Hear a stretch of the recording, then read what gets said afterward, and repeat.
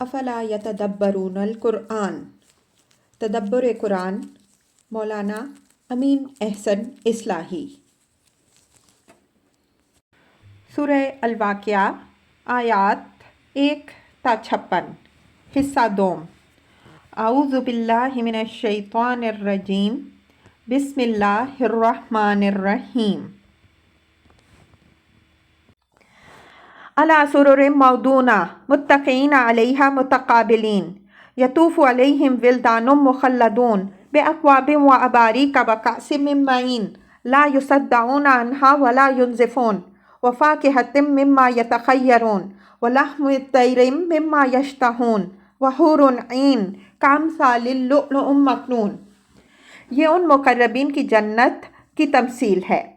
پہلے ان کی نشست گاہ اور ان کے انداز نشست کی تصویر کھینچی ہے کہ وہ جڑاؤ اور زرنگار تختوں پر گاؤ تکیوں سے ٹیک لگائے ہوئے آمنے سامنے بیٹھے ہوں گے۔ موضونہ کے معنی بعض لوگوں نے دوسرے بھی لیے ہیں، لیکن میرے نزدیک اس کا صحیح مفہوم وہی ہے جو ہم اپنی زبان میں لفظ جڑاؤ سے ادا کرتے ہیں۔ قدیم زمانے کے شاہان عجم اپنے درباریوں میں اسی طرح کے زرنگار سونے، ہیرے اور جواہرات جڑے ہوئے تختوں پر جلوہ افروز ہوا کرتے تھے۔ متقین کے لفظ کے اندر گاؤ تکیوں کا مفہوم خود مضمر ہے، اس لیے کہ ٹیک لگانے کے لیے مسندیں اور گاؤ تکیے ضروری ہیں، اور زمانہ قدیم میں تخت شاہی کے لوازم میں یہ شامل بھی رہے ہیں۔ آمنے سامنے بیٹھنا اس بات کی دلیل ہے کہ ان کے دل باہمی رنج و رقابت اور کینہ و حسد سے بالکل پاک ہوں گے۔ جن کے دلوں کے اندر کدورت ہوتی ہے وہ ایک دوسرے سے منہ پھیر کے بیٹھتے ہیں، لیکن اہل جنت کے دل کینہ و حسد، جیسا کہ قرآن مجید کے دوسرے مقامات میں تصریح ہے، اس سے بالکل پاک ہوں گے۔ اس وجہ سے وہ مخلص اور محبت کرنے والے عزیزوں اور ساتھیوں کی طرح ایک دوسرے کی طرف رخ کر کے بیٹھیں گے۔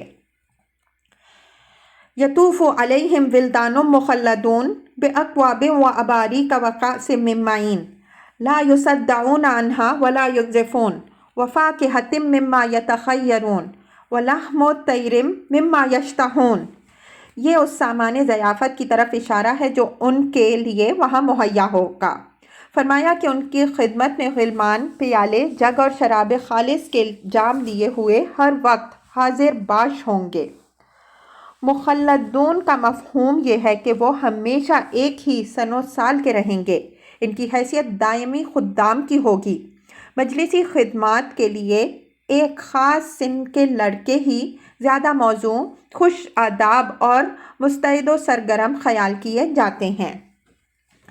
اس وجہ سے ان کو اللہ تعالیٰ ہمیشہ ایک ہی سن کا رکھے گا، اور چونکہ مزاج شناس خادم ہی اپنے آقا کی سب سے زیادہ بہتر طریقے پر خدمت کر سکتا ہے، اس وجہ سے جو لڑکے جن کے ساتھ لگا دیے جائیں گے وہ برابر انہی کی خدمت میں رہیں گے۔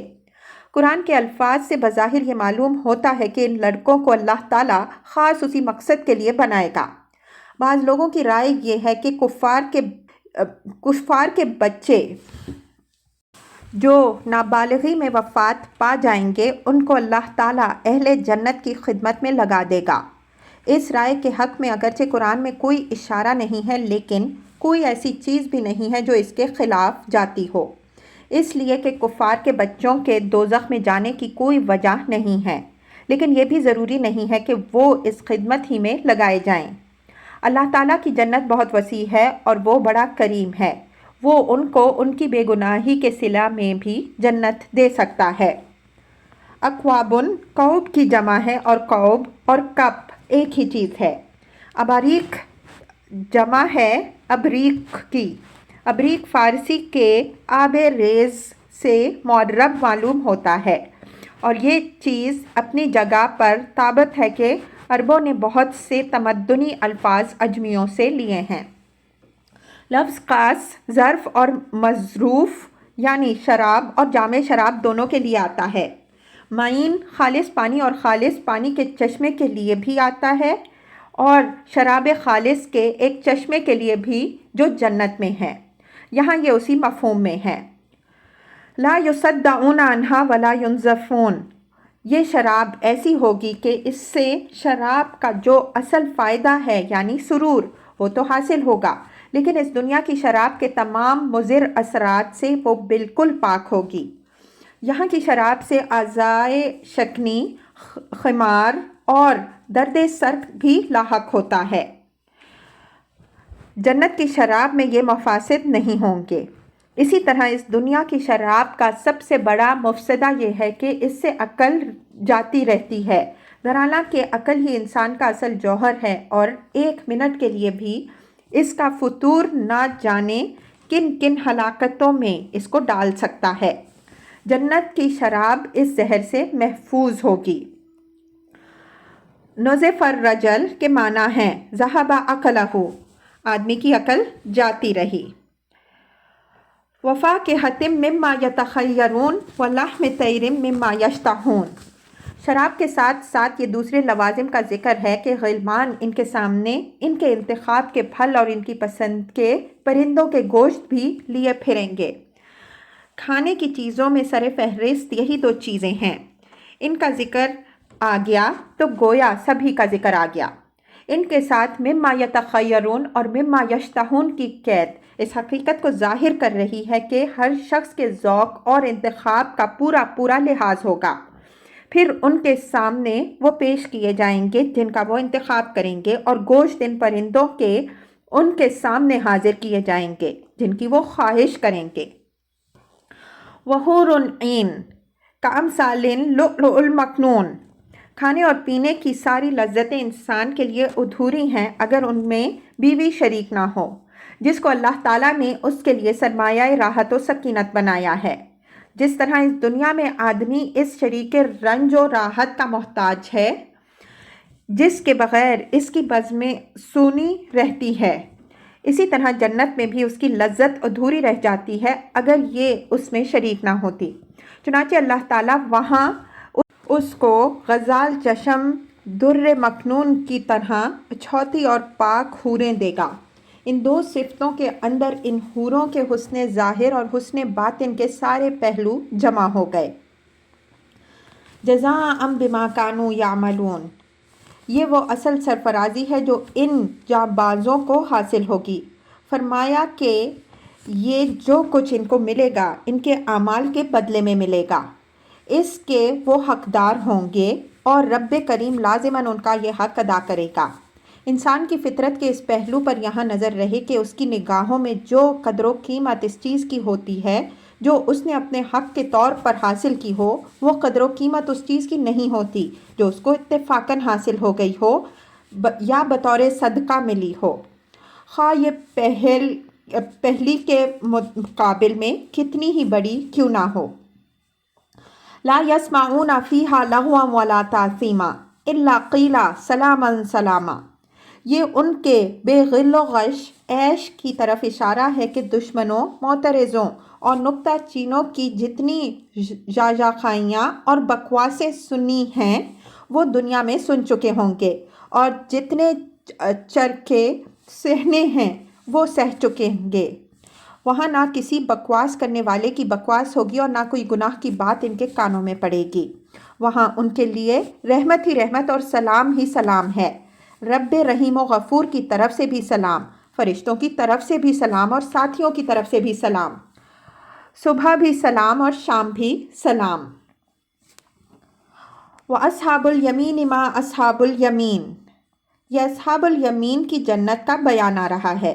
اوپر ان کا ذکر اصحاب المیمنہ کے الفاظ سے ہوا ہے، جس سے یہ بات متعین ہو گئی کہ قرآن میں اصحاب المیمنہ اور اصحاب الیمین کا مفہوم ایک ہی ہے، یعنی وہ لوگ جن کے اعمال نامے ان کے داہنے ہاتھ میں دیے جائیں گے۔ ما اصحاب الیمین کا مفہوم بھی وہی ہے جو اوپر ما اصحاب المیمنہ کا بیان ہوا، یعنی کیا کہنے ہیں ان کے مرتبے کے، کیا پوچھنا ہے ان کی عظمت و شان کا، کیا بیان ہو ان کے عیش و آرام کا۔ فی صدر مخدود وطلع منضود وظل ممدود وماء مسکوب وفاکہۃ کثیرہ لا مقطوعۃ ولا ممنوعہ، یہ ان کی جنت کے پھلوں، اس کے سایہ اور اس کی ترادت کا ذکر ہے۔ فی صدر مخدود، सिदर बेरी को कहते हैं। हमारे इलाकों में बेरी की कुछ ज़्यादा वक़्त नहीं है। इस वजह से मुमकिन है कि बाज़ लोगों के जहन में ये सवाल पैदा हो कि ये क्या ऐसा फल है जिसका कुरान ने ज़िक्र किया। यहाँ ये बात याद रखनी चाहिए कि अव्वल तो हर इलाके की बेरी यकसा नहीं होती। बाज़ इलाकों में इसके फल नहायत लजीज, खुशबूदार और खुश रंग होते हैं। सानियन, ये जन्नत की बेरी है जिसका ज़िक्र इस दुनिया में सिर्फ तमसील ही के पैराया में हो सकता है। इसकी असल हकीकत जानने का यहाँ कोई ज़रिया नहीं है। सिर्फ वही लोग इस हकीकत से आशना होंगे जिनको अस्हाबुल यमीन की में शमूलियत का शर्फ हासिल होगा। वैसे कुरान से ये बात मालूम होती है कि अल्लाह ताला के यहाँ जिस दरख्त को एक ख़ास इम्तियाज़ हासिल है, सूरह नजम में फरमाया है, वलक़द रआहु नज़लतन उख़रा इंद सिदरतिल मुंतहा इंदहा जन्नतुल मअवा इज़ यग़शा सिदरत मा यग़शा।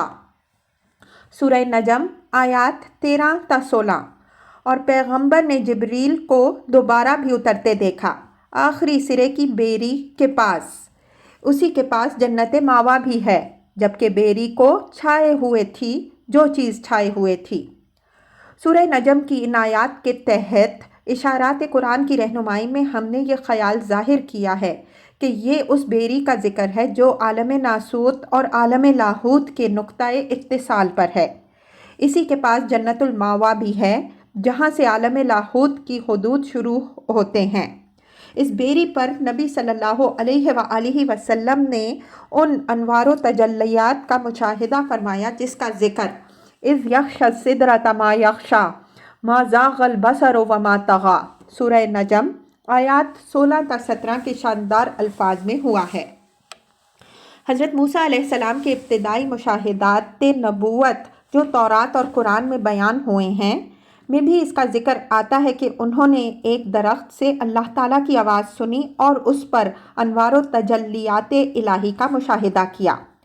अगरचे कुरान में कोई इशारा इस तरह का नहीं है जिससे मालूम हो सके कि वो दरख्त किस चीज़ का था, लेकिन दोनों वाक़यात में यकसानी वाज़ेह है और हो सकता है कि वो दरख्त भी बेरी ही का हो। सिदर के साथ मखदूद की सिफ्त इस हकीकत के इजहार के लिए है कि ये बेरी दुनिया की बेरियों की तरह आज़ाब पहुँचाने वाली नहीं होगी कि कोई एक बेर लेने की कोशिश करे तो अपने हाथों को उसके कांटों से ज़ख्मी भी कराए। ये बेखार और बिल्कुल बेआज़ार होंगी।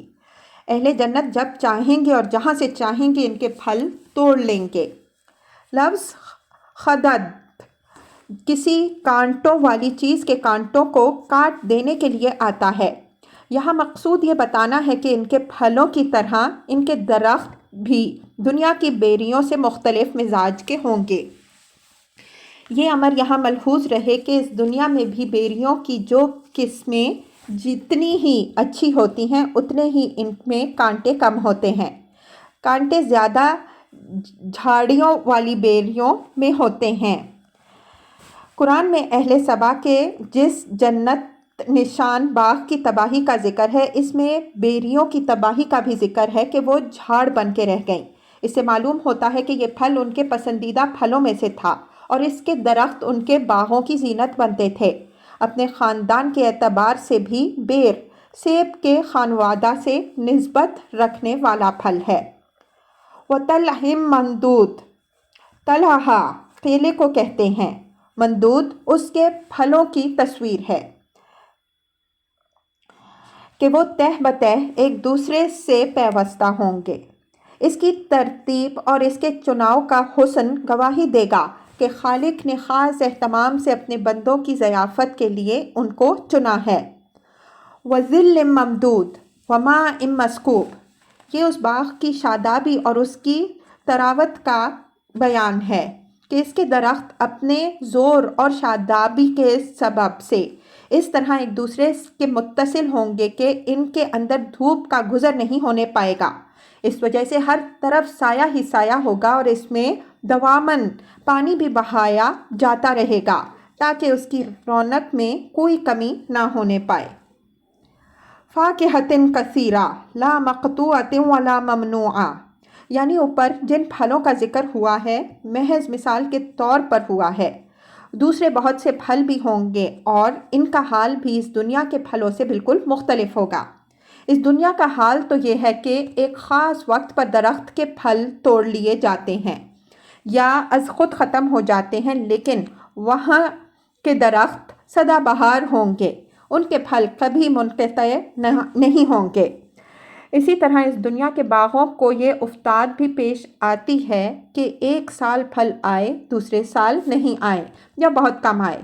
وہاں کے درختوں کو یہ آفت بھی کبھی پیش نہیں آئے گی۔ اللہ تعالیٰ ان کو بارآوری سے کبھی محروم نہیں فرمائے گا۔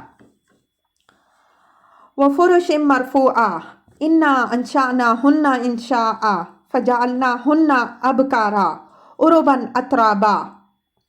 یہ ان کی نشست گاہوں اور ان کی بیویوں کا ذکر ہے۔ اوپر سابقین مقربین کے ذکر میں یاد ہوگا کہ ترتیب بیان اس سے مختلف ہے۔ اس فرق کے بعض نفسیاتی وجوہ ہیں، لیکن اس طرح کی تفصیلات میں یہاں جانے کا موقع نہیں ہے۔ فرمایا کہ ان کے بیٹھنے کے لیے اونچے بچھونے ہوں گے اور ان کے لیے بیویاں ہوں گی جن کو ہم نے ایک خاص اٹھان پر اٹھایا ہوگا۔ یہاں ایک سوال پیدا ہوتا ہے کہ بیویوں کے لیے ضمیر بغیر کسی مرجع کے آ گئی ہے۔ اس میں شبہ نہیں کہ ضمیر کے لیے لفظوں میں کوئی مرجع نہیں ہے، لیکن قرینہ نہایت واضح موجود ہے۔ عربی میں مثل ہے کہ الشیء بالشیء یذکر، بات سے بات یاد آتی ہے۔ یہاں بچھونوں کے ذکر کے بعد بیویوں کا ذکر اسی نوع کی چیز ہے۔ قرآن کے دوسرے مقامات میں تختوں کے ذکر کے ساتھ ساتھ بیویوں کا ذکر آیا ہے۔ اسی تعلق کی بنا پر یہاں ان کا ذکر محض ضمیر سے کر دیا، جس میں ایجاز کی بلاغت بھی ہے اور خواتین کے ذکر میں پردہ داری کے لحاظ کی تعلیم بھی۔ یہ بات کہ تختوں اور بچھونوں کے ساتھ قرآن میں بیویوں کا ذکر آیا ہے محتاج حوالہ نہیں ہے، لیکن محض اطمینان خاطر کے لیے ہم بعض شواہد نقل کیے دیتے ہیں۔ سورہ طور میں ہے متکئین علی سرر مصفوفۃ وزوجناہم بحور عین، الطور 20۔ وہ ٹیک لگائے ہوں گے صف بصف بچھے ہوئے تختوں پر اور ہم ان کی شادیاں کر دیں گے غزال چشم حوروں کے ساتھ۔ اسی طرح سورہ یاسین میں ہے ہم وازواجہم فی ظلال علی الارائک متکئون، سورہ یاسین آیت 56۔ وہ اور ان کی بیویاں سایوں میں تختوں پر ٹیک لگائے بیٹھے ہوں گے۔ انا انشأناہن انشاء، ان حوروں کی تعریف میں فرمایا کہ ہم نے ان کو ایک خاص اٹھان پر اٹھایا ہے۔ اس وجہ سے ان کی خصوصیات و صفات اس دنیا کی عورتوں پر کی خصوصیات و صفات سے بالکل مختلف ہوں گی۔ اس دنیا کی عورت کا کنوارا پن اور اس کی جوانی اور دل ربائی ہر چیز وقتی اور فانی ہے، لیکن حوران جنت کو اللہ تعالیٰ نے اس سے بالکل مختلف ساخت پر نشو و نما بخشی ہے۔ اس وجہ سے ان کے کنوار پن اور حسن و جوانی پر کبھی خزاں نہیں آئے گی۔ فَجَعَلْنَاهُنَّ أَبْكَارًا عُرُبًا أَتْرَابًا، یہاں اس خاص اٹھان کی وضاحت کے لیے ہے کہ وہ ہمیشہ ہمیشہ کنواریاں رہیں گی۔ ان کے مرد جب بھی ان سے ملاقات کریں گے ان کی ملاقات اس اعتبار سے گویا پہلی ملاقات ہوگی۔ عرب جمع ہے عروب کی، اس کے معنی ہے محبوب اور دل ربا بیوی۔ ظاہر ہے کہ جب ان کے حسن، جوانی اور کنوار پن کسی چیز میں بھی فرق نہیں آئے گا تو شوہروں کی نظر سے ان کے گرنے کی بھی کوئی وجہ نہیں ہوگی، بلکہ وہ گلے تر کی طرح ہمیشہ مطلوب و محبوب بنی رہیں گی۔